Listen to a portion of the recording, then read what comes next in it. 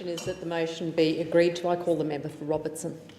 Thank you, Madam Deputy Speaker, and I'm delighted to stand in support of this motion today because it is in support of small business, and to be able to outline just some of the measures that this fantastic government is undertaking to make life easier for small businesses across Australia, and particularly in my electorate and on the Central Coast. So I commend the member for Hindmarsh for this motion because small business is one of the largest drivers of economic growth in our nation and one of the best local economic drivers of growth on the Central Coast, and small business has this government's support. There's more than 2 million small and micro businesses in Australia, which accounts for 95% of the total number of businesses across the country. More than 12,000 of these are in the Gosford local government area, and they make a significant contribution to the Central Coast. Nearly half of Australia's private non-financial workforce is employed by small business, and they contribute 35% of Australia's production. Unfortunately, Madam Deputy Speaker, those on the other side of the chamber, when they were in government, sought to impose barriers to the success of small business. Under Labor, 519,000 jobs were lost in small business, and the procurement market was a closed shop with such significant restrictions and barriers that small business could not compete with the time, complexity and insurance obligations. Rod Dever from ORS Employment Solutions, a recruitment agency based in Gosford, told me the key is the amount of time it takes to administer a small business. This includes reporting, paperwork to the tax office and payments that can add on so much extra time.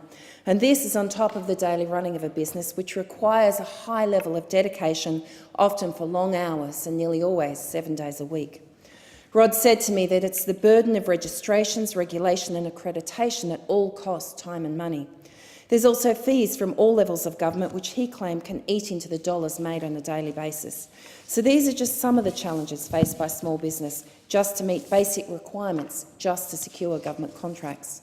But this government, led by Minister for Small Business Bruce Bilson, is taking the brakes off small business and once again working to help them thrive. We've allocated $2.8 million over 4 years to assist small business access the Commonwealth procurement market. This was a commitment that we made prior to the election and we are delivering on.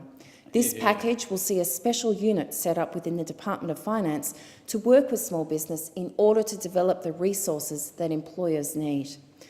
The government has also been committed to repealing burdensome, unnecessary and stifling regulation with our regulation repeal days.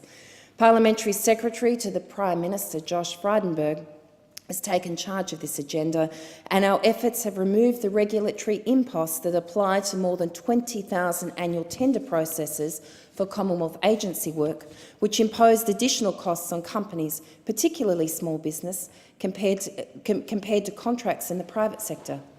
In conjunction with our first repeal day, the government has also taken a range of reforms to grants and procurement processes, which include standard contract terms being applied across agencies for procurements under $200,000, a standard agreement template for low-risk grants across agencies, and use of credit and debit cards for payments under $20,000, previously $10,000, which should assist small business with cash flow. These changes have been estimated to lead to an annual saving of $62.23 million in compliance costs. I also know from my experience and from talking to many small businesses on the Central Coast that when given the chance and a level playing field, small business can deliver a much better product than some of the larger players. By their very nature, they are innovators. As more small businesses enter the procurement market, I know they will inspire innovative solutions to many of our challenges. Daniel Farmer, the Regional Manager of the New South Wales Central Coast Business Chamber, has said to me that they want to have an open discussion about issues that impact them. He said small business has been cautious, but they've been very encouraged by this government's changes that boost local jobs and boost local growth. Madam Deputy Speaker, we've got a tremendous, innovative small business community on the Central Coast, but they are time and resource poor and they face significant obstacles in securing government contracts. So I encourage as many businesses in my electorate of Robertson as possible to come forward and compete for these contracts, no matter how small they may be. By working together, the government wants to provide the right environment for small business to thrive, generate local jobs and build a stronger economy.